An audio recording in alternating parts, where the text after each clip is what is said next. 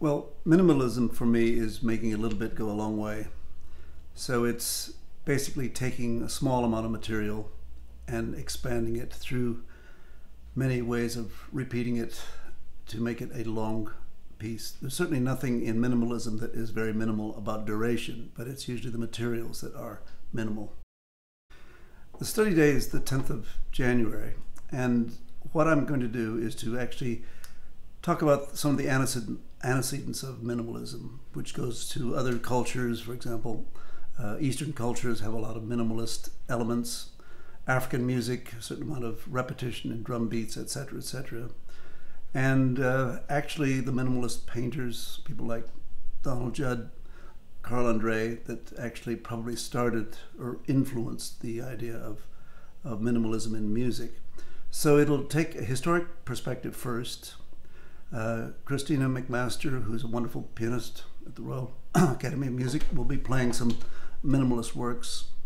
Later in the day, Chris Brannick, a wonderful percussionist, will be doing some works, Frederick Grzebski and other people. So it will be a kind of illustrated talk that will involve professional musicians, myself, and also engage the audience in some sort of minimalist activity. For example, a work by Lamont Young that would require a long drone, maybe not 7 years long, but long enough for them to get the idea.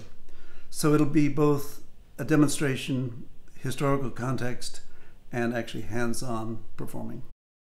I mean, the European background has lots of minimalist elements, and isorhythm, Gregorian chant, all antedates what Steve Reich, Philip Glass, Terry Riley did. So of course we'll be looking at ancient music and some of its minimalist tendencies. Of course, at that time, that's looking from the 21st century perspective. At the time, it's developing the other way around, which is a few notes turn into more notes.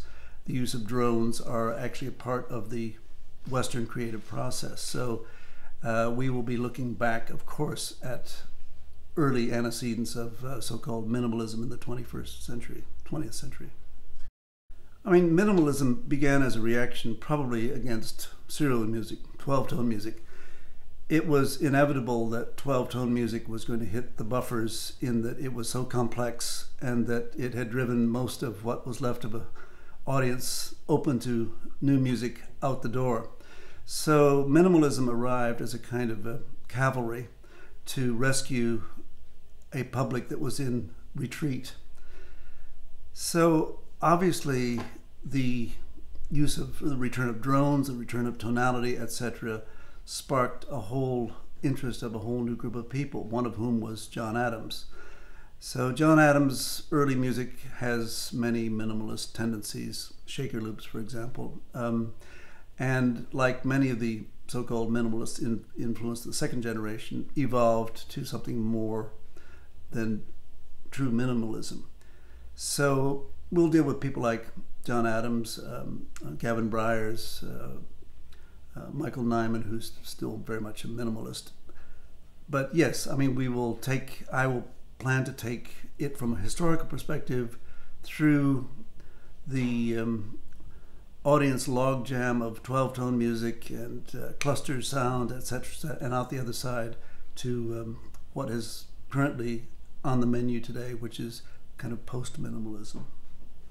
Minimalism was a movement. I mean, I'm 71 years old at this point, so I was back there in the 60s as a very small, young member of a group of people interested in minimalism. So I too would like to actually reflect on some of the influences I had as somebody who was peripheral but on the scene in some way, and certainly look at the aspects of that pop music has taken up and have been influenced at some level. So the plan of the study day is to cover as much as one can in the total perspective of or spectrum of the minimalist scene, how it's influenced, where it came from, where it's going, is it going anywhere, and you know, there should be some sort of satisfaction at the end of the day, which will be culminated with the London Sinfonietta playing a concert of minimal music with a work of Terry Riley, probably arguably one of the first important pieces in C from 1964, and an early work of my own, which is from some years later. So it should be, we should cover, I think, everything that one needs to know to get started on the journey of this Minimalist Unwrapped season.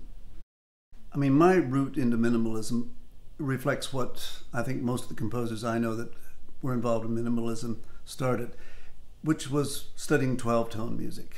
Lamont Young, Steve Reich, Philip Glass, Terry Riley, all of them studied 12-tone music, as did I. And I think with 12-tone music, it was a sort of medicine that was good for you, but it tasted pretty bad, really. And there was not the emotional potency, I didn't feel, that tonal harmonies had for me or resonated with me.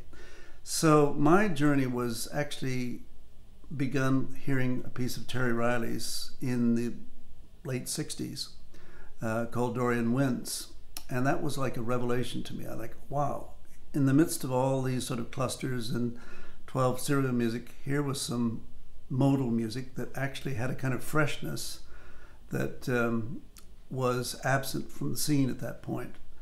So I was a kind of an instant convert. I mean, I finished my doctorate at Ohio State University, which was very much in the kind of ligeti cluster area of harmonic spectrum, and went to Warsaw, Poland on a Fulbright, where I heard this Terry Riley work with a British group called Intermodulation, and was thrilled. And I decided I would try my hand at minimalism, and quite enjoyed making a little bit go a long way. So I followed that track for a number of years, as did some of my colleagues, like John Adams. Started off as a minimalist and then moved on, which is what I have been doing in most recent years. I mean, my music has been influenced by it, but I've actually rediscovered sort of clustered sound and dirty harmonies, which is, I suppose, a kind of growth through a period of modal and tonal scales. Yes, it's a piece called, it's a mouthful, it's called Eine kleine Klangfarben Jig. So it's a kind of a play on Eine kleine Nachtmusik, Klangfarben Melody, which is Schoenberg's title, which he invented around 1911 for sound, texture, color of a melodic line. And a jig is usually the last movement of a suite, which Schoenberg, when he wrote 12-tone music, oftentimes used Baroque forms.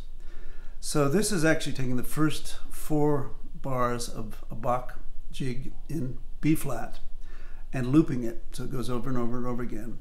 And the performers improvise with the unseen or hidden melodies within these 4 bars. So it's very repetitive, i.e. the 4 bars are repeated for 10 minutes or so. And the hidden melodies evolve from this repetition, and the instrumentalist picking out these so-called hidden melodies.